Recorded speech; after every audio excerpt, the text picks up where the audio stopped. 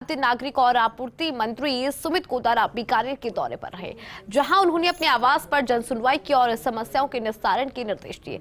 इसके साथ ही मंत्री गोदारा ने विद्युत विभाग के अधिकारियों की बैठक ली। उन्होंने कहा कि विद्युत आपूर्ति को लेकर निरंतर शिकायतें मिल रही है, इसमें तत्काल सुधार करें।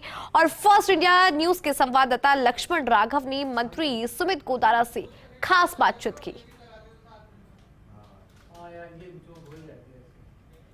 कैबिनेट मंत्री सुमित गोदारा अपने निवास पर है। एक तरह से मकर संक्रांति और त्यौहार का दिन, लेकिन जनता के बीच उनका स्वागत सत्कार, साथ ही साथ लोगों की समस्याएं सुन रहे हैं। खास तौर पर चूंकि बीकानेर जो जिला है किसान बाहुल्य जिला है, तो बिजली विभाग के अधिकारियों के साथ एक बैठक भी कर रहे हैं। तो हम उनसे संक्षेप में पूछ लेते हैं। सर, जन सुनवाई और ये तो आपका रहता है, त्यौहार के दिन भी एक तरह से मकर संक्रांति और लोगों के बीच में आप हैं, किस तरह के परिवार आ रहे हैं, किस तरह की समस्याएं, क्या लग रहा है आपको? देखो, अपनों के बीच त्यौहार मनाते हैं और उनकी सुनवाई करते हैं तो उसका आनंद ही अलग होता है। और इसी में असली त्यौहार का आनंद ही यही है कि आप जितने लोगों की मदद कर सको। और जो माननीय मुख्यमंत्री जी ने जिम्मेवारी दी है, तो यही प्रयास है कि ज़्यादा से ज़्यादा लोगों को सुलभ हो और उनके जो भी समस्या उनका निदान कर सकें, यही हमारा प्रयास है। तो आज बिजली विभाग के अधिकारी, बिजली की कुछ किसानों को समस्या आ रही थी, तो उसके लिए बिजली के अधिकारियों को बुलाया और उनसे चर्चा कर रहे हैं। और उम्मीद अगले 2-3 महीनों में काफ़ी बहुत बढ़िया सुधार इसमें लाइट में पूरे बीकानेर जिले और संभाग में होगा। और शायद राजस्थान में हमारी जिस तरह सरकार काम कर रही है, जिस तरह माननीय प्रधानमंत्री जी द्वारा RDSS स्कीम लाई गई है, जिस तरह जल जीवन मिशन की योजना पेयजल में क्रांति लाई, इसी तरह बिजली में किसानों के लिए RDSS स्कीम लेकर आई है। विकसित भारत संकल्प यात्रा के बीच जो है राम मंदिर को लेकर कांग्रेस ने भी एक स्टैंड लिया है, किस तरह से देखते हैं आप? चूंकि एक तरफ ये हो रहा है, दूसरी तरफ वो कह रहे हैं कि राम का भाजपाईकरण कर दिया आप लोगों ने। देखो, कांग्रेस अपनी नीतियों के कारण ही गर्त में जा रही है। तो एक समय थी जब कांग्रेस की ये हालत है कि वो विपक्ष के नेता के लायक नहीं है। 50 से कम सीटों पर 2 चुनाव में लगातार आ रही है और इस बार तीसरी बार वो हैट्रिक करेगी 50 से कम सीटें जाकर। वो इसी नीतियों के कारण कि वो धर्म की नीति के खिलाफ भी रहती है। वो जो पार्टी जो पूछती है भगवान राम के अस्तित्व पर ही प्रश्न लगाती है, तो उनसे आप क्या उम्मीद कर सकते हो? 100 दिवसीय कार्य योजना की जो बात हो रही है, तो आपके डिपार्टमेंट में किस तरह के नवाचारों पर, किन चीज़ों पर, किन चुनौतियों पर आप फोकस कर रहे हैं? बिल्कुल, विभाग में ये विभाग माननीय प्रधानमंत्री जी की महत्वाकांक्षी योजना प्रधानमंत्री गरीब कल्याण योजना, वो भी इस विभाग द्वारा है, जिसमें 80 करोड़ गरीब परिवारों को 5 साल तक गेहूं मुफ्त दिया जाएगा।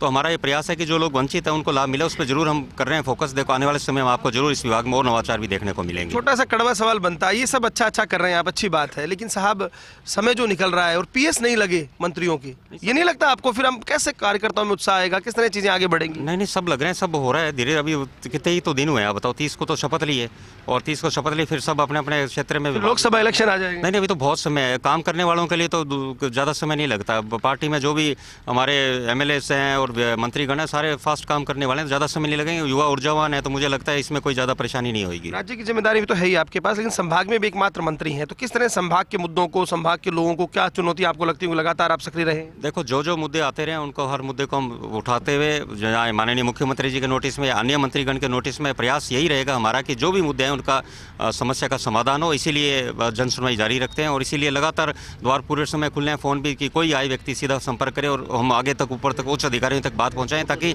लोगों को लगे ये काम करने वाली सरकार है। युवा ऊर्जावान मुख्यमंत्री माननीय श्री भजनलाल जी शर्मा के नेतृत्व में काम करने वाली सरकार है। बहुत शुक्रिया। देखिए, सुमित गोदारा वही अंदाज, कैबिनेट मंत्री बनने के बाद भी लोगों के बीच में है, बात सुन रहे हैं। उन्होंने कहा कि भजनलाल शर्मा की अगुवाई में बेहतर काम हो रहा है। प्रधानमंत्री मोदी की जो योजनाएं हैं डिपार्टमेंट्स में, जो खासतौर पर इनका डिपार्टमेंट है खाद्य नागरिक आपूर्ति, उसमें जो है वो काम करने का प्रयास रहेगा। हालांकि ये बात भी सही है कि अभी भी कहीं ना कहीं सरकार वैसी गियरअप नहीं हो पाई है, लेकिन तमाम मंत्रियों का कहना यही है कि वो लगातार जनता के बीच है और लगातार काम कर रहे हैं। कैमरा पर्सन अजीम भुट्टा के साथ Laxman Raghav, first India news, Bikaner.